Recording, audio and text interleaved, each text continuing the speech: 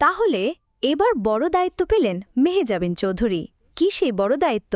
কি এমন দায়িত্ব পেলেন মেহজাবিন? চলুন আমরাও জেনে আসি। অভিনেত্রী মেহজাবিন চৌধুরী ২০০৯ সালের ২২ জানুয়ারি লাক্স চ্যানেল আই সুপারস্টারে সেরা সুন্দরী নির্বাচিত হন তিনি। তার কাছে দিনটি তাই আজও স্মরণীয়। এবার সেই প্রতিযোগিতায় মেন্টর হিসাবে দায়িত্ব পালন করবেন তিনি। বিষয়টি নিয়ে মেহজাবিন নিজের অনুভূতির কথা জানিয়েছেন।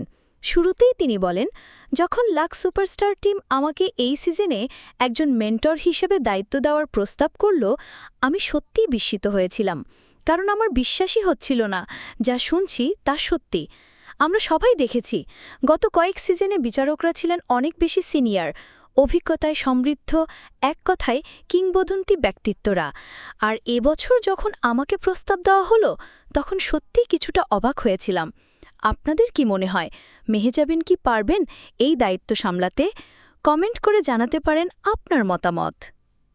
মেহজাবিন আরও বলেন, কিন্তু পরে যখন আমি টিমের সঙ্গে বসি তখন বুঝতে পারি যে তারা এবছরের ধারণাটি সম্পূর্ণ পরিবর্তন করেছে। এবার আমরা বিচারক নই, আমরা মেন্টর, যারা প্রতিযোগীদের শেখাবেন, গাইড করবেন। এবার আমরা প্রতিযোগীদের সঙ্গে ঘনিষ্ঠভাবে কাজ করছি, তাদের শেখাচ্ছি, মেন্টরিং করছি, যাতে তারা গ্র্যান্ড ফিনালের পর নিজেদের যাত্রা শুরু করার জন্য পুরোপুরি প্রস্তুত হতে পারে।